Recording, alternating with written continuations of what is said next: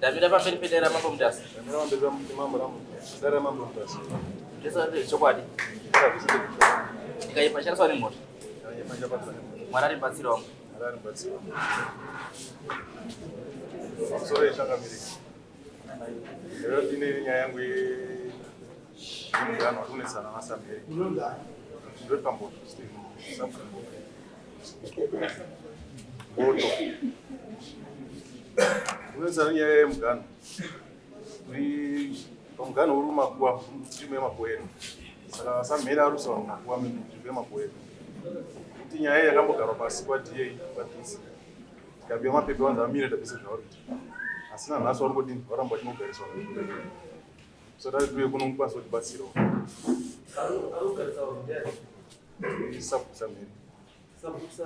Samheri inzvimbo yekwamboto paDA kwaudisi kwamutasa akanyorwa kunzi asapewa kubuka amine zvisivanga kuita mashuviro saka iye anoramba kuti akagarisa rinani sitavani kwanisi kuvaziva mese munhu wese vakapa makagariswa tinogariswa vakaita se waraitsoke sungaite samhokota sungaita saburi Sabu, dinya yakamira sei? Zviri kutondishamisa kutaura parutaura kuti ndakagarisawo. Nakuti akambona nakwashe kwasama. Mimi yamawinga kudari ndii. Zviri kutondishamisa. Mimi yamawinga kudari ndii. Yataurira kudari ndei wako mwana wangu awa. Wakagara mundama wakawo. Iri kunzi chii yacho? Iri kunzi wagarisa vanhu mumunda munzvimbo yaMkoto. Iye iri nzvimbo yako ndemukomana uyu. Ndosaka ndotika pamakaenda kwaDC makaenda here kwaDC takaenda kwasama makaenda kwasama mukanzi chii kwasama takapiwa pepa ine pepa ratakapiwa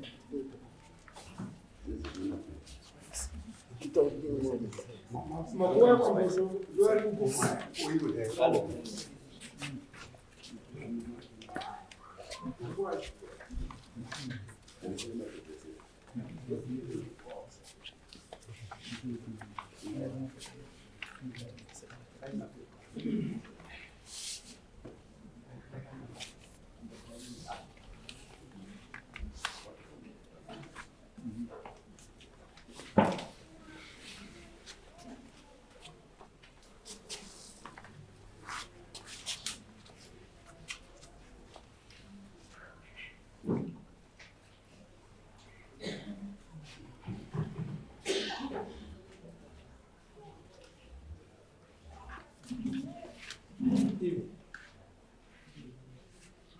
akaita samba idera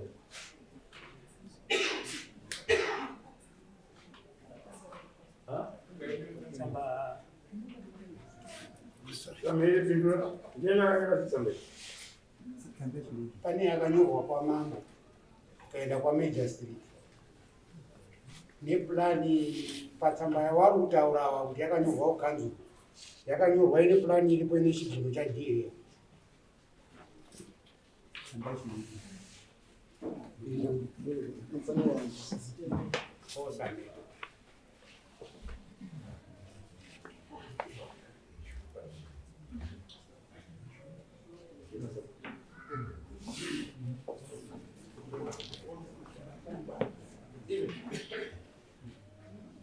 akuti nekutsamba yakanyorwa nanasamanga ari kunzwisa zvitesa bhundia Mboto chaitika paona igemu yawakutamba wakanga aripo chaichai wainetsa ndiyo wakanyorwa tsamba hapo asi musi waitwa wadaidzwa paplani yaDA apa avangwaripo so wakutumana manje kuti yopinda uyo akabondera kuti yopinda ndo gemu iripo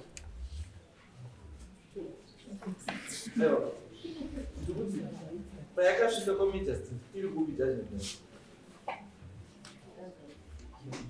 judgment yatakapuwa ndeipata nechigiro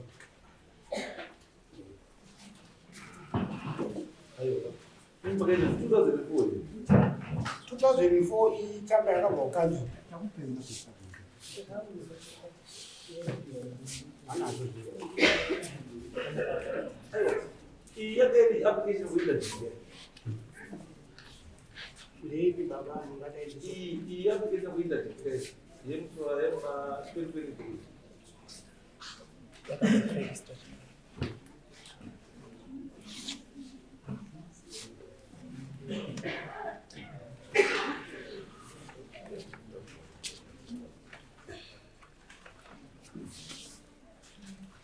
right.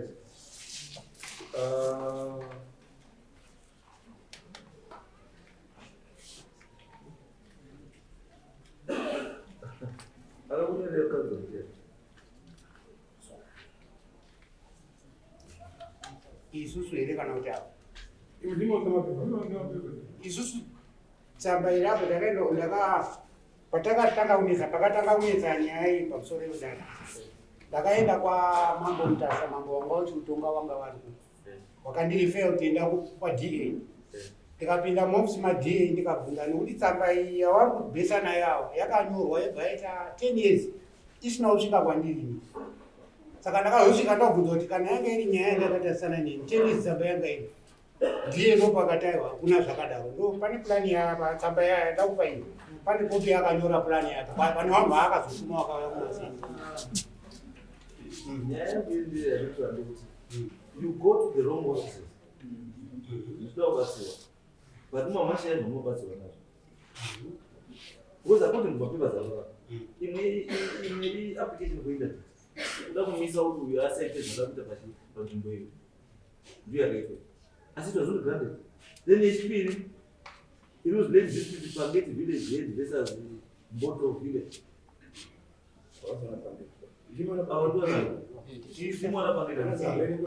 Saka apagao itsamba inonywa ndiye yakauya irubva kwavari ndizvakubvunza ndati tsamba iyi inonywa ndiye ibaya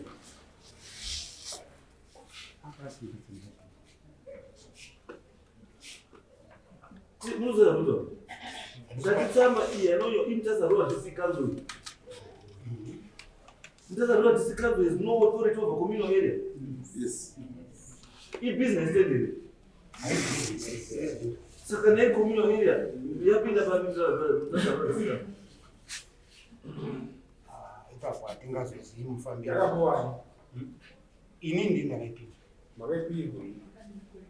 tsamba iyi kuipiwa kwandakaita inini ndakapiwa kana ndisingakanganisi batizi tsamba iyi yako yokuti ugare nayo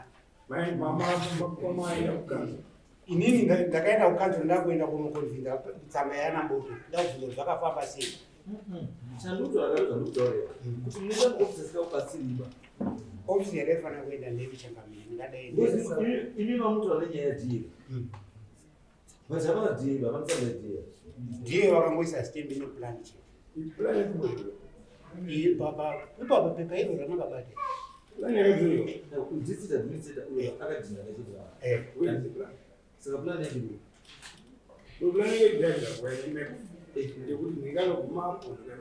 haisiri iyo wakanyora zvawaifanira kuita kuti wadisordisp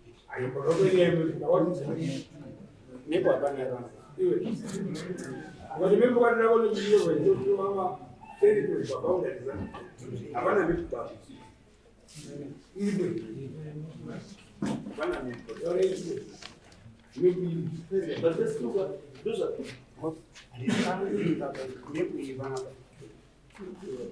aiwa ndinoona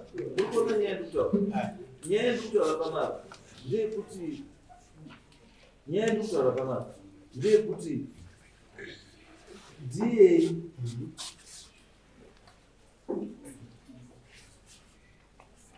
DA akanyora panapa advice makapaerere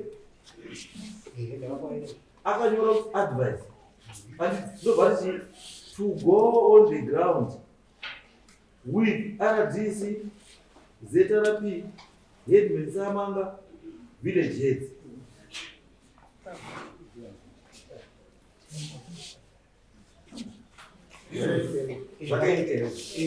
Then what was the result?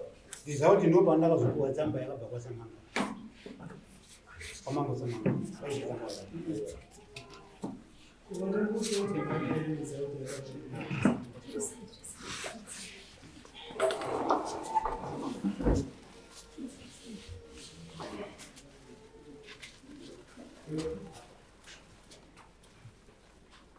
No, what's more than this confusing? It's because somebody got zebodi. Jikwa samanga. Kote ko jikwa samanga. Makapinda kudai mimi. Mtoto April 2014. And judgment ikapiwa kuti judgment mtoto April 2014. Ndio hii. But and yile dispute yekanzo ya Mundore. Yakaitwa mtoto 26 February 2004. Ndoko kwenye 2004 ndo pakanywa ndikanzo. Ndo pakanywa nani? Die yakadinda pamusi 6 May 2013. Ndo patakaiona. Then saka nini question yangu ilikuwa kana tsamba yake yakanywa ndikanzo musi 26 February 2004. Saka nyaya iyi yaizoenda futi kukoti kwa mambo samanga sei kwaite samanga muna April 2014.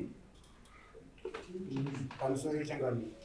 Yakaenda nemhosva yekuti zvakafanana nekuti mukatonga munhu.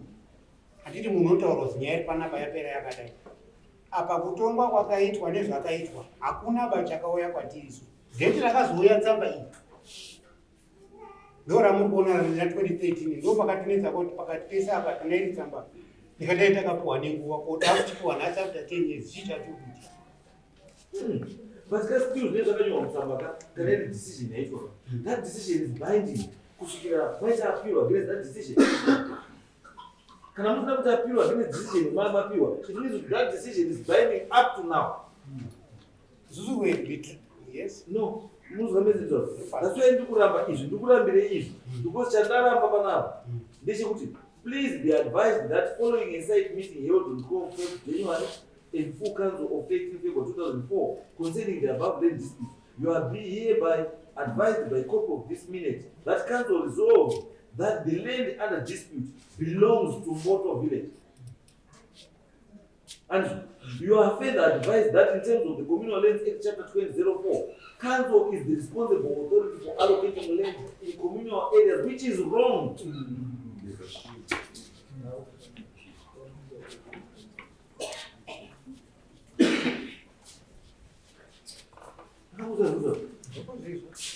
It is the duty of the village head to receive and accept new applications for land in his area. Chairman we communal land ndi mamu. Masabu wachipa munhu pekugara anoenda through the ward assembly nochewanani na headman. Munhu ozovalakirwa chi land kana iri. Where does council come in? Council only comes in kana kutoa nini residential chi commercial chi area. Not communal chi. Saka izvo kuti council yotaura kuti ndiyo ine responsibility yecommunal area zvabva. Ndo zviri kutinetsa baba zvakatakaramba saka takazvienda kuna mambo tichibvunzawo mambo ndizvenyi. Ndo saka takazogona kupuwa step yekuti hazvizvo. Kuti inini samambo ndinofanira kwachini. One. But tsamba iyi kubuda kwayakaita akatoshambisikawo saka wokwamboto ndikadaiwa ndo wangadaiwa nechauri kuziva ndawa ndo wakapuwa tsamba iyi wachizopoisa. How did you bring this day? Somebody ziko yakabva. Isi tsamba dzakapiwa ndiyo yenda yakabva ndiyakalaminitwe. Asi dzese dzakangofanana dzinoda kuti asi dzakangofanana neyakalaminitwe. Makaiwana sei tsamba iyi? Yakabva DC. Kwani? Kanzu. Kanzu nani? Ndinofanira kutaura kuti yakabva kanzu nani so that is kufona izvi kufona. Tomubvunze CEO ndimhakuwa ndikugara kuno iyi. Apa nguva yakagadzwa tsamba. Because ari in charge nemasabhuka ndiishera mambo. Saka imi kana kanzu yako ndini yangu zvinobva issues dzemasabhuka. Kubva CEO ndihamba.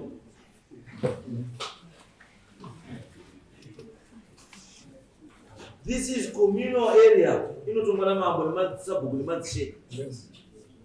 As kana any business, commercial, and kana ma-service center. Pesa uku kunotomwa nekanzu ndio inalocate ma-stands ndio ita services not kuyakopa munhu kwekugara muruzeva. Ibasa rasabhuku. Ndosaka ndiri kuti tsamba iyi makaiwanepi. Tsamba ipangoya baba ndianga ari chachi. Iyo akatisika matsamba. Tinyenda gadzisa nyaya yadi. Kuti matsamba zvese kwandiri hazvina meaning.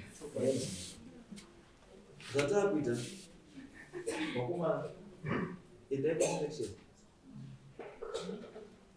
Endai inspection local. Go inspect this area. Tony maboundaries are ambonani mapangeti. Then I also want to verify.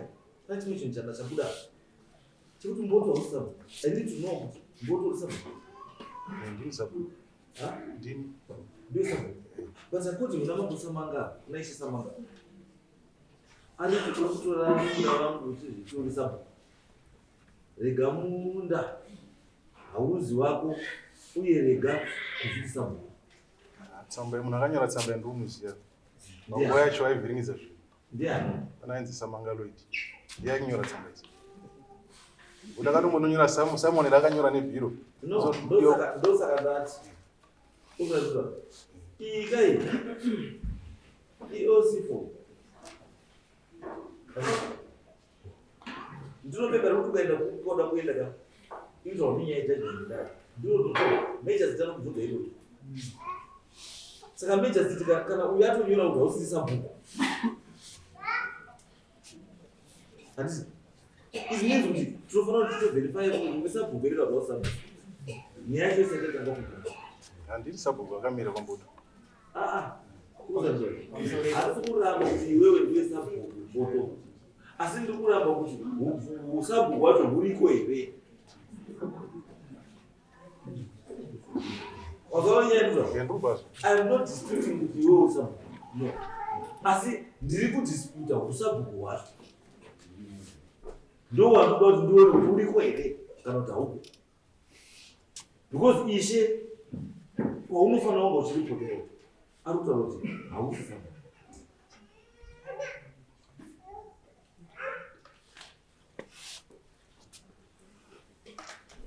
Pamusoro wadaro.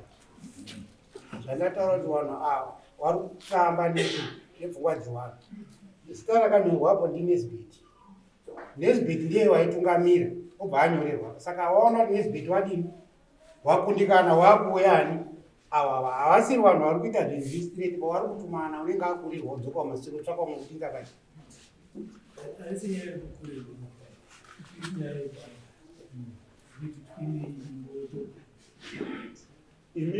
Musanyanya umhanya kuti isisu chatoda kuenda inini nditori interested basi ndinotodzika ndisandaenda asi ndine mhuri yangu iripo ndinoda kutouya kuti makuva mwari kutotaura kuti ndiye wabereko isisu saka tine information yakatowanda iri papapo saka imimi ngatitopire changamiro wacho tiuye kuona tione kuti zviri kutangira papi zvipi zvikuva papa itingi tikaona zvinezva Asi ini kuziva kwamwezi mboto ndisabhuku Ava ndisabhuku. So wakanga ari kunetsa handisabhuku. Zati ava ndisabhuku.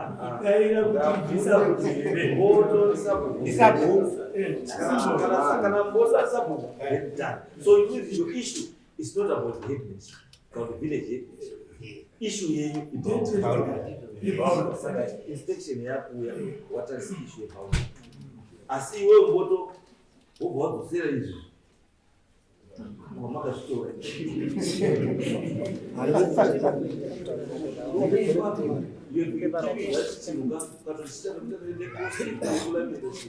kuita expense yekulaminata chinhu chisingazokubatsiriba hachibatsiriba chinhu icho chechi chinotodzidziswa munhu mabasa because kwandiri that thing chakaitwa fraudulent hachina kuitwa nezvekuti pane akaita kudhinda badzi wobva adhinda asina kuerenga zvakuta sei